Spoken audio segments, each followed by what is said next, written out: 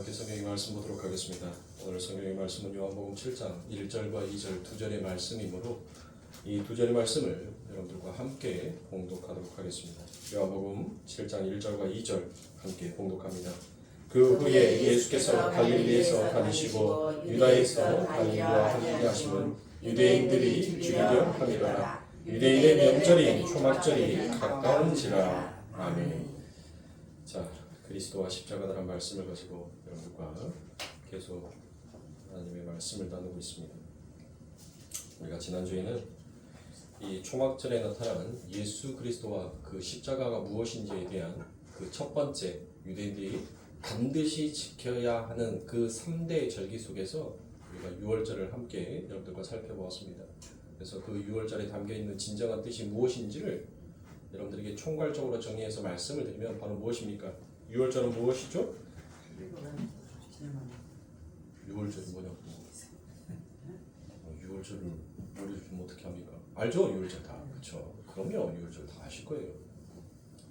절대로 우리 인간의 힘과 노력으로서는 탈출할 수 없는 것을 오직 하나님의 은혜로만 탈출할 수 있음을 가리키는 것. 즉 이것은 유월절 하면 모든 기본적인 사람들이 다 이야기하는 그냥 내용이에요. 그러니까 이거는 유치원 수준의 이야기란 말이에요. 유치원 수준의 이야기.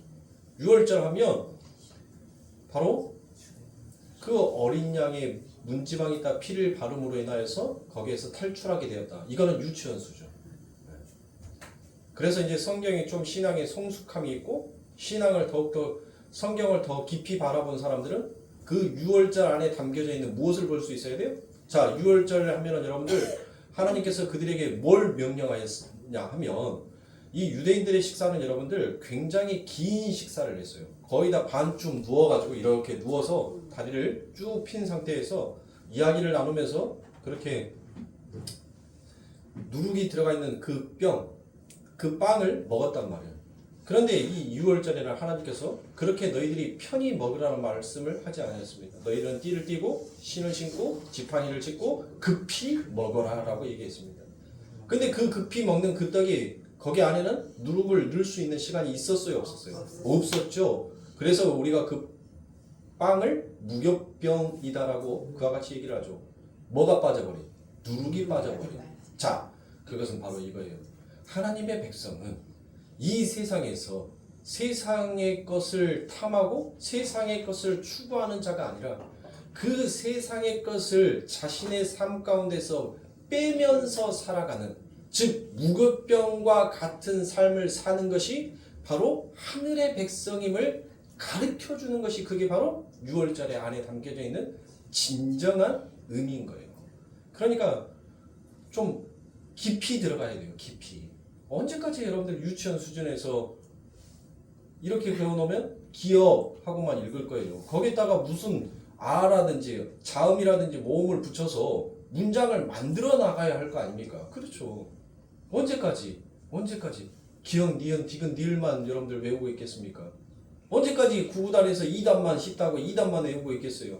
이제는 우리가 구구단 1단부터 2단부터 시작해서 8단까지 다 외웠으면 이제 뭘 외울 수 있어야 돼요? 9단을 외울 수 있어야 돼요. 9단을. 그게 성숙함이란 말이에요. 성숙함. 그러니까 성경에서 대부분의 사람들이 유월절 하면 바로 그 어린 양의 피로 인하여서 그 애굽에서 출애굽한 날이 바로 유월절이다. 그 말이 틀린 말이 아니에요. 맞는 말인데 거기까지만 알고 있으면 안 된다는 거예요. 거기에서 하나님께서 우리들에게 바라고 원하는 진정한 그 절기 지킴이 무엇인지를 우리는 더 깊이 알아야 된다. 그 유월절 지키라 하니까 그 사람들은 뭐 하는 거예요? 멋모르고 지킨 거예요. 왜 그것을 지켜야 하는지에 대한 그 이유도 모르고 그냥 조상들이 지켰으니까 그냥 지키는 거예요. 왜요? 지키면 조상으로부터 뭘 들었어요? 복 받는다라고 하니까. 그러니까 열심히 절기만 지키는 거예요. 그러니까 오늘날 하나님의 백성이라고 하는 사람들이 전부 다 뭐예요? 그냥 지켜요. 왜 지켜야 하는지, 그것을 왜 우리들의 삶 가운데 지키면서 우리는 얼마나 우리가 하나님의 그 은혜가 빠져버리면 얼마나 무도한 자인지를, 얼마나 악한 자인지를, 그것을 하나님 앞에 늘 고백하기 위하여서 하나님께서는 지키라는 거예요. 우리는 우리의 힘으로는 무교병이 될 수가 없어요. 우리 스스로는 이 죄를 우리들의 자신에서 뺄 수가 없단 말이에요. 오직 하나님의 은혜가 가입해 있어야지만 우리 안에 있는 그 죄, 그 누룩이 빠져나갈 수가 있단 말이에요. 그래서 하나님께서는 하늘의 백성은 그 하나님의 이름을 부르면서 그 하나님의 이름으로부터 이 세상의 힘, 이 세상의 떡을 추구하려고 하나님을 믿는 자가 아니라 진정한 하나님의 백성은 바로 이 세상의 것이 아닌 진짜 생명의 떡인 그 누룩화, 무교병화 되어가는 것이 바로 성도의 목적이고 이 유월절을 기념하는 절기 속에 담겨져 있는 하나님의 뜻을 아는 자다라고 말할 수 있는 것입니다. 자, 그러면 이제 두 번째 절기가 무엇이죠? 우리가 이제 지난 시간에는 유월절에 대해서 말을 했으니까 그 두 번째 절기가 오순절이죠. 오순절. 맞아요. 오순절. 자, 유월절로부터 며칠 뒤? 그래요. 50일 뒤. 자신 있게 얘기하세요. 자신 있게. 저는 여러분들을 책망하기 위해서 여기 서 있는 자가 아니라 여러분들을 가르치기 위해서. 그래서 여러분들의 머릿속에서 잘못 정리가 되어 있는 것을 바르게 정리할 수 있도록 저는 여러분들을 도와주는 역할을 하기 위해서 이 자리에 쓴 거니까 자신 있게 말씀하세요. 자신 있게. 모르는 부분을 알아야지 선생이 뭐합니까? 아, 내 제자들이 이 부분을 지금 모르구나. 이 부분에 대해서 이해를 못했구나. 그거를 알아야지 여러분들 그거에 대해서 가르쳐 줄 거 아닙니까? 근데 전부 다 아는 척만 하고 있으면 여러분들 못 해요. 아, 안가 보다 하고 넘어간단 말이에요. 그렇게 하나하나 모르는 것이 여러분들 하나씩 쌓이게 되면 뭐예요? 나중에는 여러분들 하기 싫어져요. 왜요? 아는 것보다 모르는 것이 더 많으니까 자신감도 사라지고 재미도 없는 거예요. 그러니까 교회에 나와서 조는 사람들 재미가 없으니까 조는 거예요. 재미가 없으니까. 세상의 것은 재밌거든요. 그 안에는 누룩이 들어있으니까 재밌어요. 맛도 있어요. 그러니까 안 조는 거예요. 그런데 하나님의 말씀은 누룩이 빠져있는 거예요. 세상에 재미가 빠져있는 거예요. 근데 하나님의 은혜를 깨닫는 자는 그 누룩이 빠져있는 그 무교병이 얼마나 참 달콤하고 맛있는지 그걸 아는 거예요. 그래서 하나님의 은혜로 이 무교병을 맛본 자들은 그 하나님의 말씀이 꿀송이보다 달달하고 그와 같이 표현을 하는 것입니다. 그러니까 모르는 것을 부끄럽게 생각하지 마세요. 우리 성도님들이 모르는 것이 있어야지, 그래야지 제가 우리 성도님들이 이 부분을 모르구나 하고 제가 그것을 여러분들에게 설교해서 또 설명해서 여러분들이 머릿속에 정리화시킬 수 있는 것이지 굳이 척 하시면 안 돼요. 오히려 나중에 가서 진짜 척하다가 창피당할 날이 옵니다. 자, 맞습니다. 여러분들이 알고 있는 것처럼 이 유월절은 바로 그 유월절로부터 50일째 되는 날을 바로 우리가 오순절이다라고 그와 같이 얘기합니다. 이 순이 앞에 이 순이 뭐라고 했어요? 순은 10을 뜻한다고 했죠? 그래서 오순절이에요. 오순절. 자, 레위기 23장 15절과 16절을 말씀해 보니 안식일 이튿날 곧 너희가 묘제로 단을 가져온 날부터 세어서 7안식일의 수요를 채우고 제7 안식일 이튿날까지 한 50일을 계수하여 새 소제를 여호와께 드리되라고 그와 같이 말씀합니다. 자, 유월절 다음 날부터 7일 동안을 우리가 그 날을 무슨 날이라고 합니까? 무교절이다라고 얘기를 하죠. 이 무교절에 대해서는 제가 다음 시간에 여러분들에게 설명을 드리고 이 본문의 말씀을 마치고 또 7장 1절부터 쭉 이어서 계속적으로 여러분들에게 설명을 드리도록 하겠습니다. 그러니까 오늘은 이 무교절에 대해서는 다음 시간에 제가 여러분들에게 설명을 드릴 테니까 넘어가고 오늘은 오순절에 대해서 설명을 드립니다. 자, 그 무교절 중간에 첫 이삭을 드리는 날이 있어요. 첫 이삭을 드리는 날. 그러니까 여러분들 첫 이삭을 드리는 날을 우리들은 대부분 뭘로 생각해요? 7월 달에 있는 절기. 그렇죠. 맥추절로 생각을 하죠. 그런데 여러분들 이 맥추절, 그러니까 무교절로 중간에 있는 절기를 우리가 뭐라 하냐면 초실절이다라고 해요. 그러니까 여러분들이 이 초실절과 맥추절은 여러분들 잘 구분하실 수 있어야 돼요. 이 맥추절은 바로 보리를 수확하는 날이라 해서 그때가 보리가 수확되는 날이라 해서 여러분들 맥추절인 것이에요. 근데 지금 여기에서 제가 말씀을 드린 것은 초실절을 말하는 거예요. 초실절. 무슨 말인지 알겠어요? 자, 첫날 첫 이삭 드리는 날을 바로 무교절 중간에 있습니다. 그 첫 이삭 드리는 날을 바로 6월절 이후 첫 안식일 바로 다음 날이다라고 그와 같이 얘기합니다. 그러니까 신약의 표현대로 하자면 안식 후 첫날, 그때 이스라엘 백성들은 첫 이삭을 하나님께 바칩니다. 미래 첫 이삭을 하나님께 드린단 말이에요.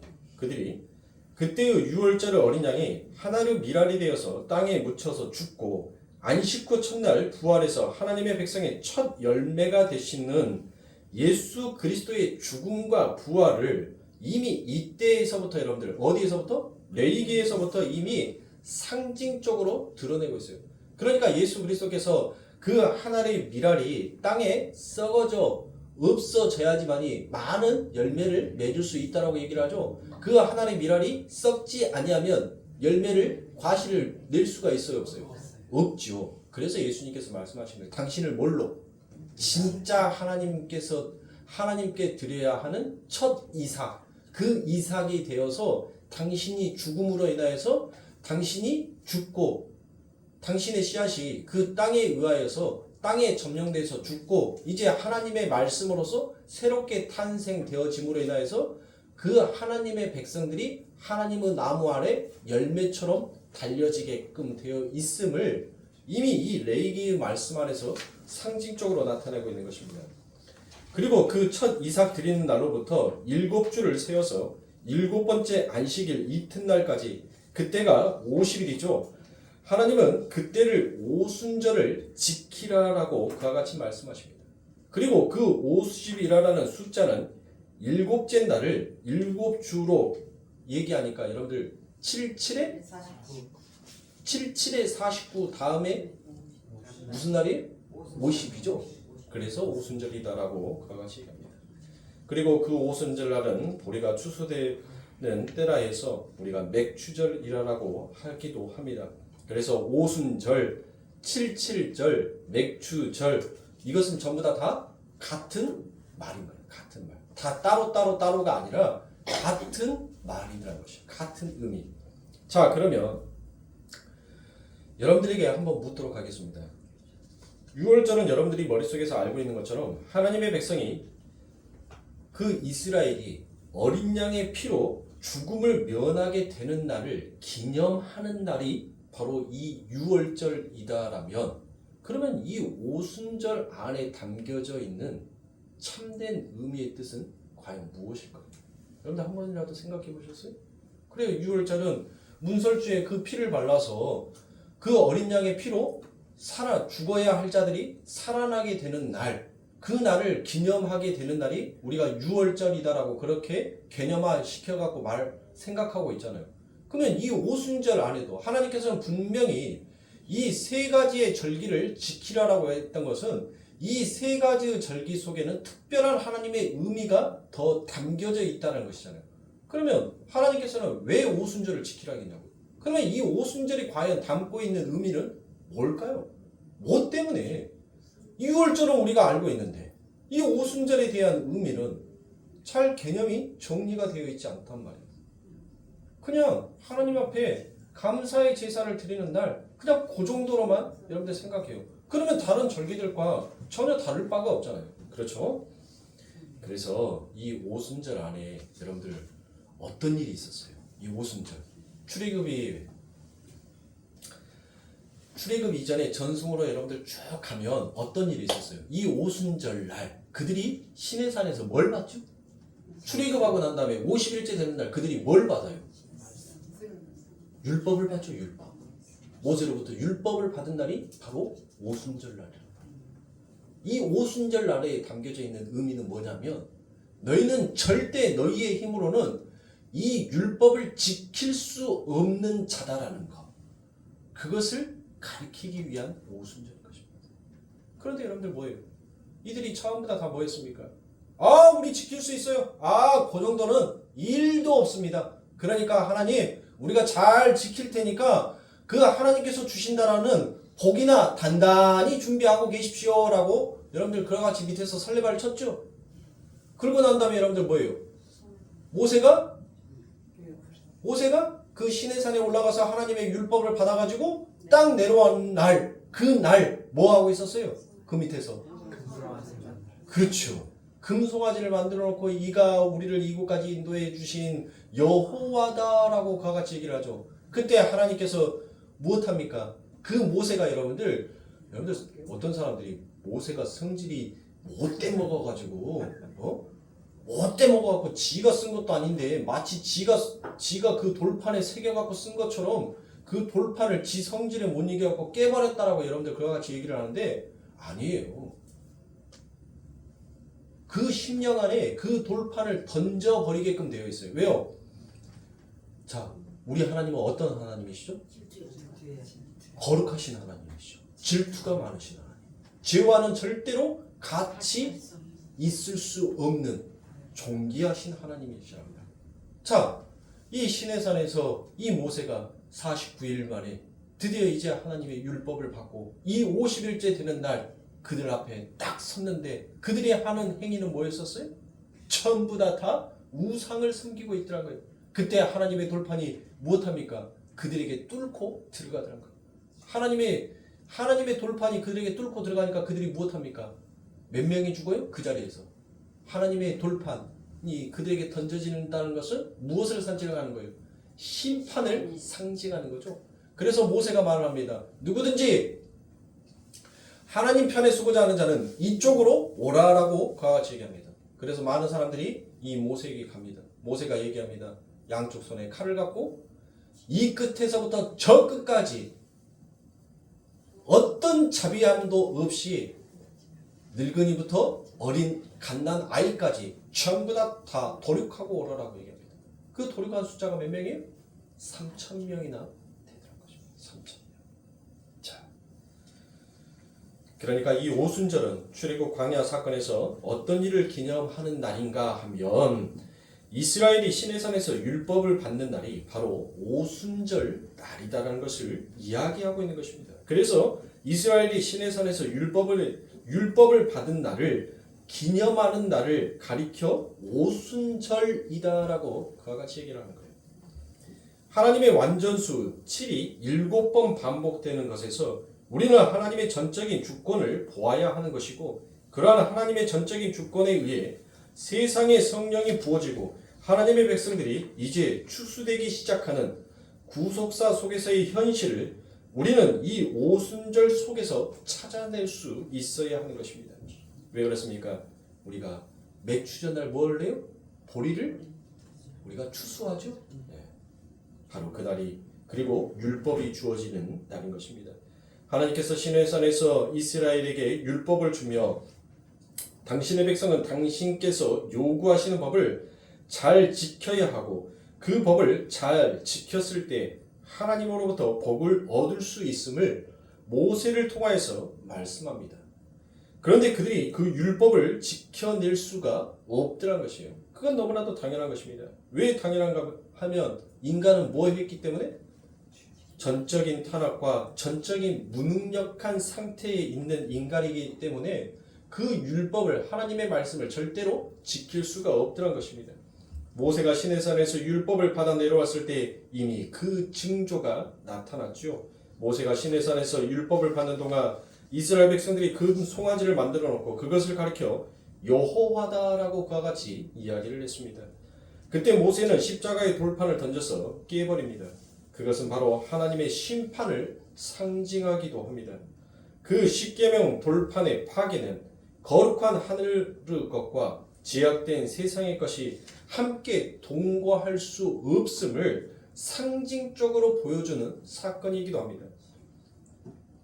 그래서 그 첫 번째 십계명 돌판은 하나님께서 준비하시고 하나님이 쓰신 것이다 라고 그와 같이 얘기합니다. 그건 거룩한 것이고 그건 또한 하늘의 것이었음을 의미하기 때문입니다. 그래서 출애굽기 32장 16절에 그 판은 하나님이 만드신 것이요 글자는 하나님이 쓰셔서 판에 새기신 것이다 라고 그와 같이 되어 있는 것입니다. 그렇게 첫 번째 돌판은 거룩한 하나님의 것이었습니다. 그 거룩한 것이 우상이라는 제약 앞에 서자 즉시로 심판이 일어나게 되고 깨어지게끔 되어 있더라는 것입니다. 그 심판은 이스라엘 백성 3,000명의 죽음으로 현실화되어서 나타나게 됩니다. 그 말씀이 바로 출애굽기 32장 26절부터 28절까지 말씀해 보니 이에 모세가 진문에 서서 가로되 누구든지 여호와의 편에 있는 자는 내게로 나아오라 하매 레위 자손이 다 모여 그에게로 오는지라. 모세가 그들에게 이르되 이스라엘의 하나님 여호와께서 이같이 말씀하시기를 너희는 각각 허리에 칼을 차고 진 이 문에서 점까지 왕래하며 각 사람이 그 형제를 각 사람이 그 친구를 각 사람이 그 이웃을 도륙하라 하셨느니라. 레위 자손이 모세의 말대로 행하며 이날에 백성 중에 3,000명가량이 죽인 바 된지라. 자 보세요. 타락한 죄인들은 절대로 하나님의 법을 지킬 수 없음을 하나님께서는 이처럼 증명하여 나타내 보입니다. 그래서 그 죽은 숫자가 여러분들 몇 명이라고요? 3,000명이나 된다라고 그와 같이 되어 있죠. 그러나 하나님은 그 불가능하고 무능력한 당신의 백성들을 구원해 내실 계획을 이미 창세전에 세워 놓으셨더라는 것입니다. 오순절에 모세에게 주셨던 율법을 이제는 새 언약에선 어떻게 하신다라고 하냐면 그들의 마음속에 내가 새겨버리겠다라고 그와 같이 말씀하십니다. 에레미야 31장 31절부터 33절까지 말씀해보니 나 여호와가 말하노라 보라 날이 이르리니 내가 이스라엘 집과 유다 집에 새 언약을 세우리라. 나 여호와가 말하노라 이 언약은 내가 그들의 열조의 손을 잡고 애굽 땅에서 인도하여 내던 날에 세운 것과 같지 아니할 것은 내가 그들의 남편이 되었어도 그들이 내 언약을 파하였음이니라. 나 여호와가 말하노라 그러나 그 날 후에 내가 이스라엘 집에 세울 언약은 이러하니 곧 내가 나의 법을 그들의 속에 두며 어디다 둔다고요? 속에 둔다는 것은 여러분들 무엇 한다는 거예요? 하나님이 그 하나님의 그 영이 어떻게 한다는 거예요? 우리들을 속으로 뚫고 들어와 버린다는 거예요. 그 안으로 들어오시겠다는 거예요. 이제 그 마음에 기록하여 나는 그들의 하나님이 되고 그들은 내 백성이 될 것이니라 라고 그와 같이 얘기합니다. 자, 하나님께서 그들에게 뭘 줬어요? 율법을 주셨단 말이에요. 그 율법을 주신 것은 무엇 때문에 주셨다는 거예요? 그들을 죽이기 위함이 아니라 그들의 남편이 되어서 그들을 이끌기 위하여 그들에게 율법을 주셨다는 것입니다. 근데 그들이 무엇 했다고요? 그 남편을 쫓지 아니하다는 것입니다. 그럼 어떻게 해야 됩니까? 이제는 뚫고 들어와서 그와 하나가 되겠다는 것입니다. 자, 이렇게 예레미야를 통하여서 말씀하신 하나님의 언약이 여러분들 언제 여러분들 이루어집니까? 언제? 하나님의 백성들의 마음속에 하나님의 법이 뚫고 들어와서 하나님의 백성들이 맥추절 추수되기 시작하는 게 여러분들 언제예요? 오순절이. 오순절에 이 말씀이 여러분들 이루어지는 게 언제입니까? 바로 사도행전 2장에 가면 여러분들 뭐가 나와요? 마가의 다락방이죠. 거기에서 성령이 무엇합니까? 그들의 심령을 뚫고 들어오죠. 그 하나님의 추수 때 하나님의 추수의 때 하나님의 백성들이 그 알곡이 많다 적다? 적다는 거죠. 그 마가의 다락방에 여러분들 모여있는 숫자가 몇 명이었어요? 500이라는 숫자가 모여 있었단 말이에요. 500명의 숫자가 있었어요. 근데 그 500명의 숫자 중에서 누구만? 그들만 뭐 했어요? 성령을 받았단 말이에요. 그러니까 뭐 하는 거예요? 하나님의 백성들은 많은데 진짜 하늘의 백성, 진짜 무교병화 되어서 하나님의 은혜가 무엇인지를 증거하고 나타내는 자들은 극히 적다는 거예요. 아주 적다는 겁니다. 예수 그리스도께서 유월절 어린 양으로 죽으셔서 우리 성도들이 쓴 나물과 같은 세상에서 건져졌습니다. 그렇게 죽으신 예수 그리스도는 첫 이삭 드리는 날인 안식 후 첫날 부활하심으로 해서 첫 이삭이 되셔서 그 첫 이삭처럼 많은 이삭이 이제 추수될 것이라는 것을 하나님의 백성들이 이제 추수될 것을 예고하고 계십니다.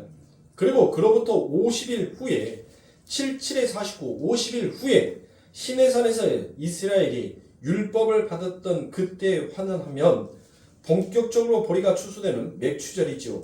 자, 하나님의 전적인 주권에 의해 77에 49 하나님의 택한 자들의 마음속에서 하나님의 법이 새겨지게 되고 하나님의 백성들이 추수가 되더란 것입니다. 하나님께서 하늘로부터 성령을 보내셔서 하나님의 택하신 백성들의 마음속에 하나님의 법을 직접 새겨버리시더란 것이에요. 그 법을 지키든 지키지 못하든 그 법을 하나님의 법을 품고 있는 자로 하나님의 백성으로 이제 하나님께서 무엇하더란 거예요? 칭하여 버리더란 것입니다. 그렇게 오순절 날 성령이 임하게 되자 실제로 큰 추수의 사건이 일어나기도 합니다. 바로 사도행전 2장 39절부터 41절까지의 말씀에 보니 이 약속은 너희와 너희 자녀와 모든 먼데 사람 곧 주 우리 하나님이 얼마든지 부르시는 자들에게 하신 것이라 하고 또 여러 말로 확증하며 권하여 가로되 너희가 이 패역한 세대에서 구원을 받으라 하니 그 말을 받은 사람은 세례를 받음에 이날의 제자의 수가 몇 명이나 더해진다고요? 3천이나 더하더라. 여러분들 어때요? 뭐가 여러분들 머릿속에서 필이 빵 오죠? 네. 빵 오죠? 그쵸. 분명히 출애굽기에서는 어떤 말이 있었어요? 출애굽기 32장에서는 3,000명이 그날 죽었다라고 기록이 되어 있어요. 그런데 이제 하나님께서 하나님의 그 구속사의 일을 하나님께서 이제 나타내시자 3,000명이 이제 무엇하더라고요? 살아나는 것으로 등장을 하게 되더라는 것입니다. 그러니까 구약에서 나타난 이 출애굽기 32장에 나타난 것은 뭐예요? 인간 너희들이 아무리 너희들이 착하고 너희들이 바르게 살고 너희들이 선하다라고 그렇게 말을 하여도 내가 보기에는 너희는 마땅히 도륙당해야 내 말씀에 의해서 전부 다 도륙당해야 죽어야 할 죽어 마땅한 자다라는 것을 하나님께서는 폭로시키는 것이에요. 그렇게 폭로시키고 난 다음에 그 하나님의 은혜가 부어지자 어떠한 일이 일어나는지를 하나님께서는 이 사도행전 2장 41절의 말씀을 가지고 하나님의 은혜가 부어지면 하나님의 은혜가 하나님의 손이 일을 하시면 어떠한 일이 일어나는지를 여러분들 보여주시는 거예요. 그러니까 우리가 하는 것은 뭐다? 우리가 하는 것은 죽이는 거고 하나님이 하시는 것은 뭐다? 살리는 거라는 거예요. 그것을 말씀하는 거예요. 그것을. 그러니까 이 오순절을 시작이라 할 수 있는 시내산에서 하나님의 법이 죄악된 세상에 임박했을 때는 3,000명이 죽었습니다.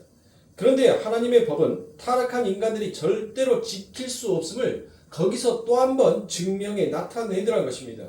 그런데 성령이 임하시고 하나님의 법이 하나님의 백성들의 마음속에 새겨져 버리자 새 언약의 결실이 그들의 삶 가운데 이제 3,000명으로 드러나게끔 되어 있더라는 것입니다. 여러분들 이 대조적인 이야기가 이해가 가시나요? 하나님의 은혜 안에 사로잡혀 있는 자와 하나님의 은혜 밖에 있는 자의 모습이 여러분들 대조적으로 보여지고 있지 않습니까? 그러니까 자 그러면 6월절의 의미를 여러분들 6월절의 의미를 가져와 보세요. 여전히 그 6월절은 하나님께서 우리가 무엇이 되기를 원하는 거예요? 무교병 그 누룩이 빠진 진짜 생명을 살릴 수 있는 생명의 떡이 되기를 하나님께서는 원하신다는 거예요. 왜요? 그 어린 양이 바로 내가 뭐라게요? 예수가 나를 먹으라 하면서 뭐라게요? 내가 그래요. 내가 떡이니 내가 생명의 떡이니 나를 먹으라라고 얘기하잖아요. 나를 먹으라. 그렇잖아요. 그렇죠? 네. 그러니까 이 유월절은 바로 뭐예요? 이 유월절과 오순절을 여러분들 한번 생각해 보시라고요. 생각해 봐요. 하나님의 은혜 밖에서 자신의 힘과 자신의 노력으로 이 세상의 것을 추구하면서 하나님을 섬긴다라고 하는 그들의 죄악이 무엇인지를 하나님께서는 폭로시키는 거예요. 너희들이 세상의 것을 강구하면서 하나님의 이름을, 하나님을 믿는다라고 하면서 그 세상의 힘을 추구하면서 나를 너희들의 세상의 힘을 얻는 도구로 삼고자 하는 자들의 그 말로가 어떻게 될 것인지를 하나님께서는 보여주시라는 거예요. 보여주는 거. 하나님의 백성들이 있었잖아요. 아니 440년 동안 여러분들 그 애굽의 포로로 잡혀갔던 것은 이미 아브라함에게 약속했던 그 약속의 말씀이 성취란 말이에요. 그러면 그 안에 여러분들 이 애굽에 갔던 것은 아브라함의 백성들이죠. 아브라함의 후손들이란 말이에요. 그러면 아브라함의 후손이면 전부 다 누구를 믿는 자예요? 하나님을 믿는 자잖아요. 그러면 그들에게 이 모세가 하나님의 말씀을 전했으면 그들은 무엇해야 돼요?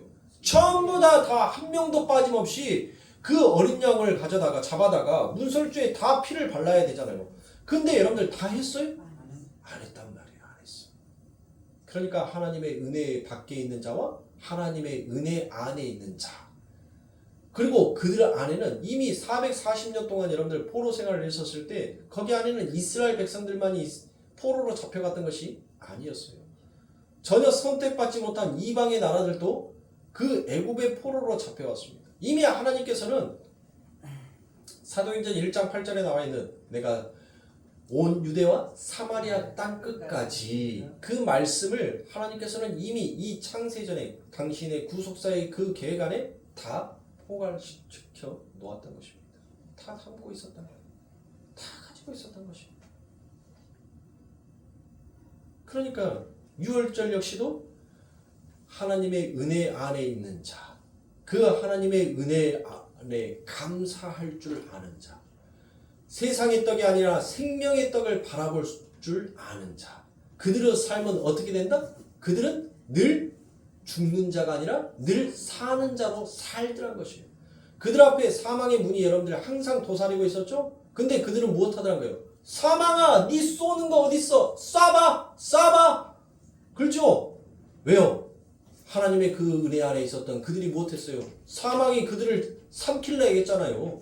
뒤에서는 애굽의 바로의 군대가 그들을 죽이고자 했고 앞에는 그 저주의 홍해의 바다가 그들 앞에 가로막고 있었단 말이에요.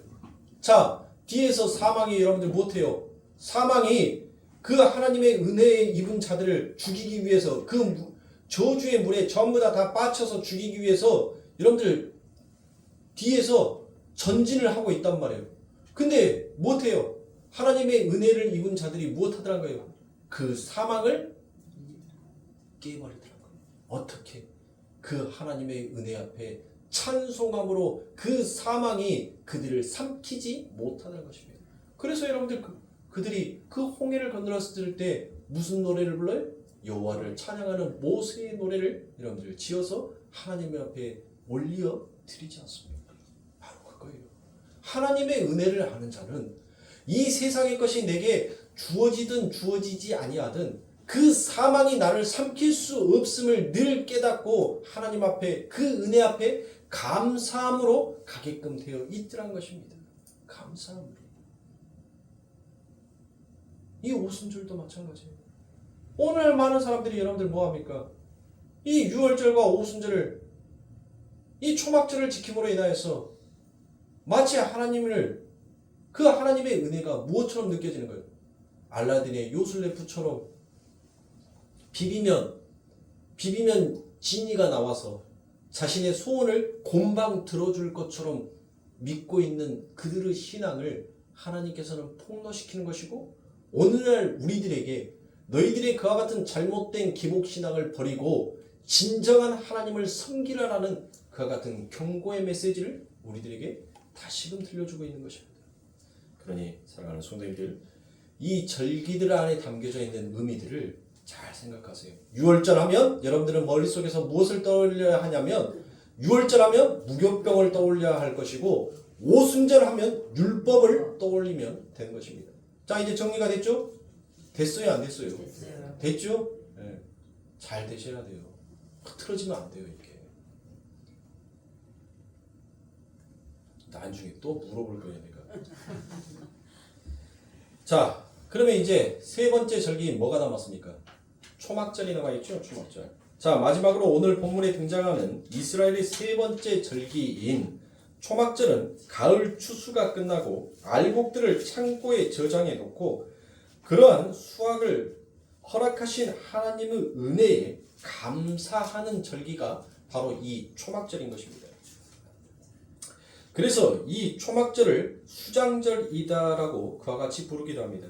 그리고 이 초막절은 자신들이 누리는 풍요가 출애굽의 결과로 주어진 것이라는 것을 기억하며 기념하는 절기이기도 합니다. 그래서 그들은 초막절 기간 동안에 그들이 광야에서 살았던 그 텐트를 치고 일주일간 텐트 생활을 하게 되어 있습니다. 그것은 그들의 삶 가운데에서 광야를 잊지 말라는 것입니다. 거기서 건져주신 하나님의 은혜를 너희들은 기억하라라고 말씀합니다. 너희를 건져주신 그 하나님이 너희에게 이런 수확도 허락하신다라는 것을 너희가 알라라고 하는 것이 바로 초막절이라는 것입니다. 그래서 이 초막절에 대해서 레위기 23장 39절부터 43절에 이와 같이 정리하여 놓고 있습니다. 너희가 토지 소산 거두기를 마치거든 7월 15일부터 7일 동안 여호와의 절기를 지키되 첫날에도 안식하고 제8일에도 안식할 것이요 첫날에는 너희가 아름다운 나무 실과와 종려가지와 무성한 가지와 신의 버들을 취하여 너희 하나님 여호와 앞에서 7일 동안 즐거워할 것이라. 너희는 매년에 7일 동안 여호와께 이 절기를 지킬지니 너희 대대로의 영원한 규례라. 너희는 7월에 이를 지킬지니라. 너희는 7일 동안 초막에 거하되 이스라엘에서 난 자는 다 초막에 거할지니 이는 내가 이스라엘 자손을 애굽 땅에서 인도하여 내던 때에 초막에 거하게 한 줄을 너희 대대로 알게 함이니라. 나는 너희의 하나님 여호와니라 라고 이와 같이 얘기합니다. 자, 이 초막절에 이스라엘 백성들은 여러분들 이 초막절을 지키는데 세 가지의 예식을 반드시 해야 됩니다. 이 초막절에 알고 계시죠? 맨 먼저 그들은 이 초막절 기간 동안 일주일 동안에 장막을 치고 생활을 해야 됩니다. 유대인들은 오늘날도 이 초막절이 되면 장막을 치면서 여러분들 그 장막 안에서 일주일 동안 생활합니다. 그러니까 여러분들 그들이 뭐 사막에 가서 장막을 치는 것이 아니에요. 지금도 이 이스라엘 백성들은 여러분들 자기 집 앞에 그 마당에다가 텐트를 치고 그 일주일 동안 그 텐트 안에서 생활을 합니다. 지금도. 자, 우리가 43절에서 본대로 하나님께서 이스라엘을 애굽 땅에서 인도하여 내실 때 그들이 광야에서 장막에 거했던 것을 대대로 잊지 않게 하기 위해서 그들에게 장막을 짓고 그곳에 살게 하신 것입니다. 광야에서의 이스라엘의 장막은 하나님의 보호하심을 상징하기도 합니다. 그들이 생활하던 장막도 물론 하나님의 지키심의 상징이기도 한 것입니다. 이스라엘의 대표적인 광야에서의 대표적 장막이다라고 말하면 여러분들 어떤 것을 들 수 있겠어요? 그냥 일반 백성들이 여러분들 그냥 텐트 치고 사는 것을 말하겠어요? 아니겠죠. 우리는 항상 영적인 의미로 봐야 되니까. 하나님의 성전이 여러분들 그 광야 생활할 때는 있었어요, 없었어요? 없었죠. 그때는 뭐를 쳤어요? 성막을 쳤죠. 그래요. 성막은 하나님의 임재로 인한 지키심과 돌보심의 상징이었던 것입니다. 자, 성막이 이스라엘 백성들을 지키고 있었기에 그래서 그들은 장막을 치고 초막절을 보내면서 하나님의 지키심과 인도하심과 보호하심에 의해 자신들이 구원을 얻었을 뿐 아니라 그 하나님의 지키심에 의해 풍성한 수확까지도 하나님의 지키심과 보호하심의 결과로 주어지게 되었음을 그들이 감사하더라는 것입니다. 바로 그 장막 안에서 그 초막 안에서 그와 같이 하나님 앞에 감사하는 거예요. 그러니까 여러분들 무조건적인 감사가 아닌 거예요. 어떤 감사? 지키심과 인도하심과 보호하심. 이 세 가지가 담겨져 있는 것이 뭐예요? 그게 초막절이란 말이에요. 초막절. 그래서 이 초막절에는 세 가지를 지켜야 되는데 그 첫 번째가 뭐를 해라? 텐트 쳐라. 네. 오늘날 말로 텐트 쳐라. 텐트 안에서 생활해라라는 거예요. 텐트 안에서. 네. 자, 두 번째 여러분들 이들이 해야 할 것은 뭐였어요? 두 번째로 이들이 해야 될 것은 바로 실로암 연못에 가서 물을 떠다가 뭐 해야 돼요? 성전의 제단에다가 여러분들 그 물을 부어야 했죠. 이 물을 부어야 했던 이유가 무엇이었습니까? 왜 부으란 거예요? 지금 여러분들 뭐랑 계속 연결이 돼 있어요? 하나님께서 뭘 잊지 말라고 하고 있어요? 너희들이 어디 생활했었을 때? 광야 생활했었을 때. 지금 이 성막을 얘기하는 거예요. 성막. 광야 생활했었을 때 여러분들 하나님께서 그 백성들을 인도하셨는데 그들에게 뭐를 주셨어요? 그들을 뭐 하셨다고요? 이 세 가지 잊지 말라 했잖아요. 세 가지. 하나님이 그들을 지키시고 보호하시고 인도하시. 그렇죠. 하나님께서 그들을 인도했단 말이에요. 그들을 지키시고 그들을 보호했단 말이에요. 그러면 여러분들 사람에게서 꼭 필요한 것은 뭐예요? 의식주가 다 필요하잖아요. 의식주. 그 의식주 중에서 첫 번째 하나님께서 장막을 치게 함으로 인하여서 뭐가 해결이 됐어요? 집이 해결이 됐잖아요. 그들의 의복에 해한 바가 있다라고 했어요? 없다고 했어요? 의식주 중에서 이제 뭐가 남았어요? 왜요? 먹는 거이 남았잖아요. 먹는 거. 주식이 남았잖아요. 먹는 게 남았단 말이에요. 자, 여러분들 만나와 메추라기 여러분들 한번 생각해 보세요. 아무리 맛있는 것도 뭐가 없으면 목이 메요? 그래요. 맞아요. 이스라엘 백성들을 보세요. 그 광야 40년 동안 하나님께서 그들을 얼마나 풍족한 물로 여러분들 그들을 마시우게 했는지. 그래서 이 초막절에는 여러분들 실로암 연못에서 그 물을 떠다가 그 성막 제단에다가 그 물을 부어야 하는 거예요. 그것은 마치 광야에서 너희들이 목마르지 아니하게끔 너희들의 삶을 적셔 주신 그 하나님의 은혜를 잊어버리지 말라는 것입니다. 잊어버리지 말라는 것. 그래서 그 성전 제단에는 항상 물이 흘러 넘쳐야 합니다. 그리고 세 번째, 이스라엘은 이 초막절 기간 동안에 성전에 큰 촛대를 세우고 항상 그 불을 여러분들 그 성전에 가득하게 켜두어야 했어요. 가득하게. 이건 뭘까요? 뭘 상징할까요? 하나님께서 뭐 했다고요? 그들을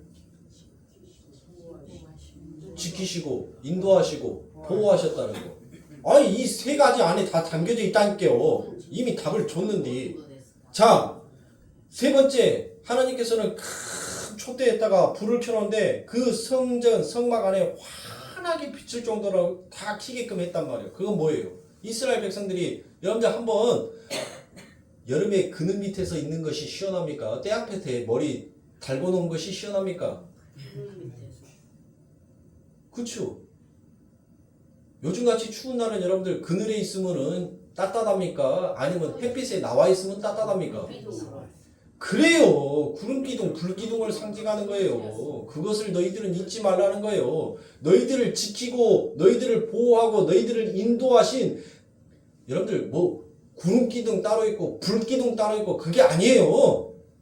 그냥 하나님의 그 인도하심, 너희를 향한 하나님의 그 사랑이 무엇인지를 하나님께서는 구름기둥과 불기둥으로 표현하는 거예요. 내 백성을 향한 하나님의 사랑이 얼마나 지고지순한지 그 불은 낮에도 밤에도 꺼지지 아니하는 불이다라는 것을 하나님께서 상징하는 거예요. 나는 너희들을 꺼지지 아니하는 불처럼 뭐 하겠다는 거예요. 내가 내 백성으로 인친 자들은 마지막 내가 그 가나안에 입성하는 그 날까지 나는 너희들을 절대로 떠나지 아니하겠노라라는 하나님의 그 은혜가 하나님의 그 사랑이 그 안에 처절하게 담겨져 있는 거예요. 철철철철 흐르면서. 그래서 이 초막절에는 여러분들 이 세 가지를 반드시 행해야 합니다. 반드시. 아시겠죠? 그러니까 이 초막절은 결국 이 세 가지의 행위를 하는 것은 뭐예요? 하나님이 지키시고 하나님이 인도하시고 하나님이 보호하셨다는 것을 너희들은 감사해라 라는 것이 그게 초막절이에요. 자, 6월절 금세 또 까먹어. 와네 진짜 큰일 나버렸네 진짜. 전라도 사투리 안 쓰려고 했는데 급하면 나온다니까요. 급하면 나와요. 자, 첫 번째 6월절 하면 뭐? 무교병, 누룩이 빠져있는 그 떡을 여러분들이 생각하면 돼요. 6월절 하면 누룩이 빠져있는 떡. 자, 오순절 그렇죠. 율법. 그 다음에 이 세 번째 초막절 하나님의 지키시고 보호하시고 인도하시고 다 됐네요. 다 됐어요. 나머지 절기도 여러분들 물론 다 중요하죠. 근데 나머지 절기는 이 세 절기 안에 그 뜻과 의미가 다 담겨져 있는 거예요. 그 안에 다 담겨져 있는 거예요.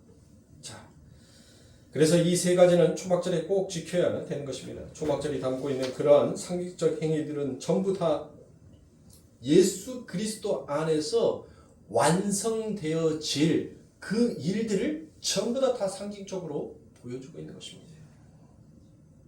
그래서 요한은 예수님이 인간의 몸을 입고 이 땅에 오신 것을 예수님께서 장막을 치신 것으로 그와 같이 표현합니다. 자, 요한복음 1장 14절의 말씀에 보니 말씀이 육시되어 우리 가운데 거하심에 우리가 그 영광을 보니라고 그와 같이 되어 있죠. 자, 거기에서 거하심에라는 것을 제가 여러분들에게 스케이노라고 말씀드렸죠. 이 스케이노라는 것은 뭐라고요? 장막을 치다, 텐트를 치다, 그와 같은 뜻이 있다라고 했죠. 그러니까 말씀이 육신이 되어 우리 가운데 거하심에, 말씀이 육신이 되어 우리 가운데 장막을 치심에 라는 그와 같은 뜻인 거예요. 무슨 말씀인지 아시겠죠? 자, 우리를 쓴 나물과 같은 세상에서 건져내셔서 끝까지 지키시고 보호하시는 참 장막이신 예수 그리스도께서 이 땅에 오심으로 해서 우리는 이 세상 어떤 것의 공격으로부터 안전하게 지켜지게 될 것을 하나님께서는 말씀하고 계시는 것입니다. 그래서 요한은 새 하늘과 새 땅에서 하나님의 장막이 하나님의 백성들을 온전히 감싸고 있는 것을 우리들에게 보여줍니다. 그 보여진 바가 바로 요한계시록 21장 3절과 4절의 말씀이라는 것이에요. 내가 들으니 보좌에서 큰 음성이 나서 가로되 보라 하나님의 장막이 사람들과 함께 있음에 하나님이 저희와 함께 거하시리니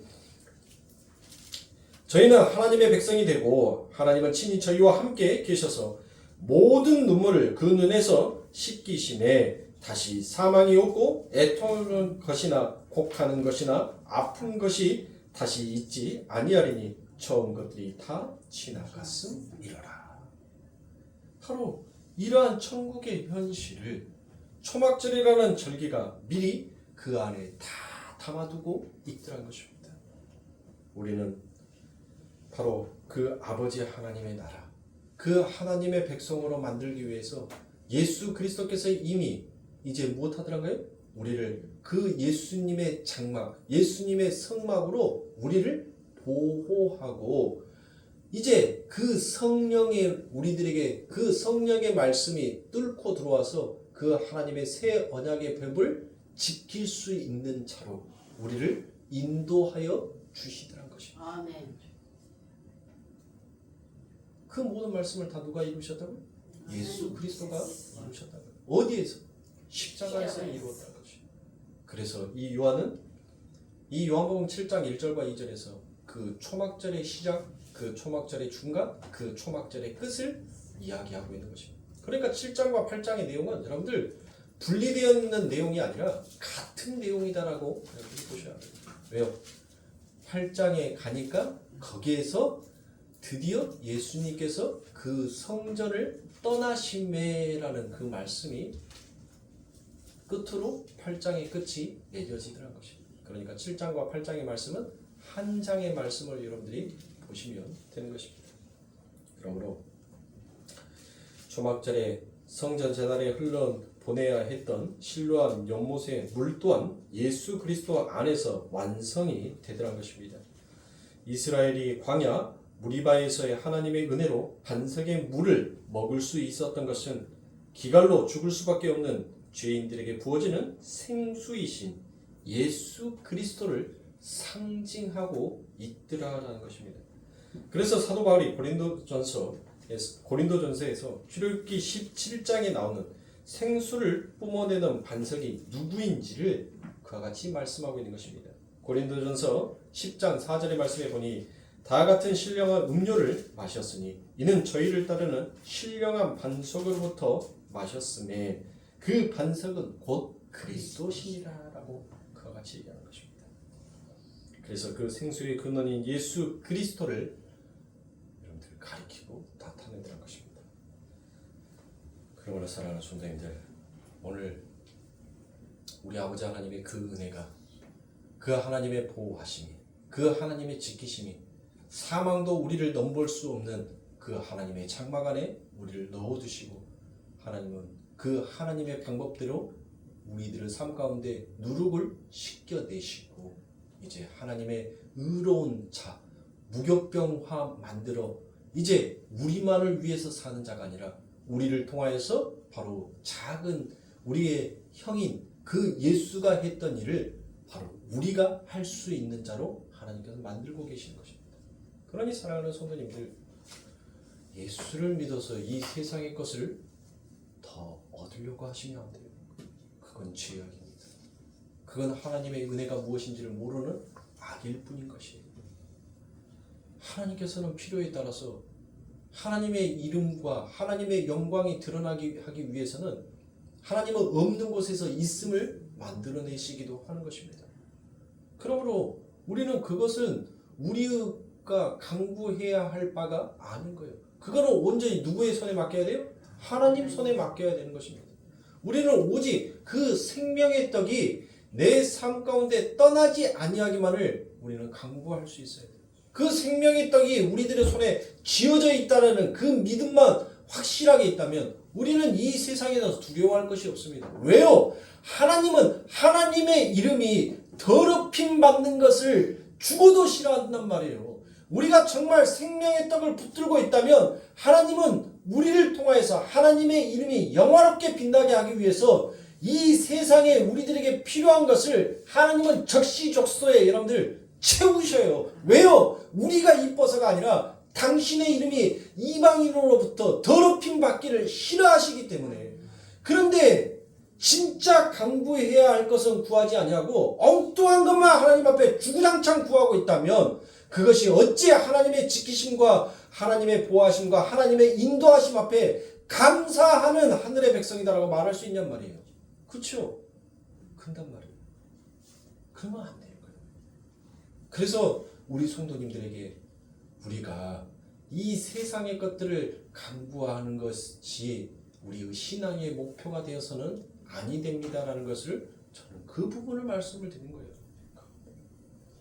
생명의 떡, 생명이신 그 예수를 하나님 내가 어떻게 하면 내 삶 가운데서 더 붙잡을 수 있을까요? 더 의지할 수 있을까요? 그것을 여러분들 마치 뭐 하듯이 야곱이 그 하나님과 씨름하듯이 여러분들 씨름할 수 있어야 합니다.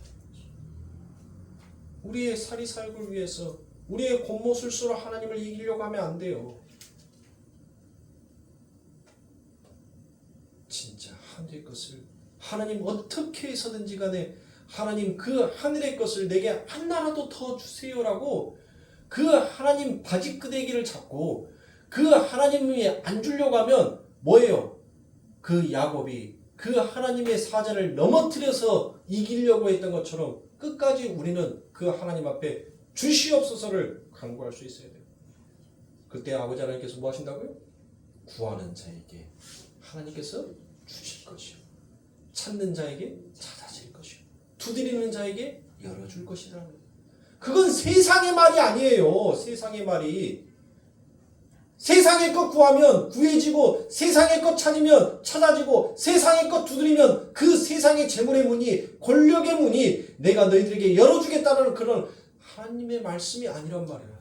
영적인 거예요. 영적인 것을 자꾸 세상의 것으로 더럽히는 추악한 이 사탄 마귀 같은 놈들, 하나님께서는 그들에게 경고의 말씀합니다. 그 마지막 날에 너희가 하나님의 심판을 어찌 피할 수 있을꼬. 사사로이 하나님의 말씀을 세상의 것으로 풀지 마세요. 하나님의 말씀은 감히 세상의 것이 넘볼 수 없는 영원한 영적인 말씀인 것입니다. 영적인 말씀은 영으로 풀 수 있어야 돼요. 그래야지만이 우리들의 죽어있는 영혼이 살아날 수가 있어요. 생명이 될 수가 있단 말이에요. 오늘 또 사랑하는 우리 성도님들의 신앙이, 우리 성도님들 하나님께서 부르시는 그날까지 정말 생명의 떡을 여러분들 진실되게 간구하면서 하나님, 내가 하나님 앞에서 점도 없고 흠도 없는 진정한 하나님의 무료병이 되기를 하나님 내가 소망합니다라는 그 간절한 심령으로 하나님의 이름을 부르고 하나님을 찾으며 하나님 앞에 감사하는 우리 성도님들이 되시길 주님의 이름으로 축원합니다. 기도하겠습니다.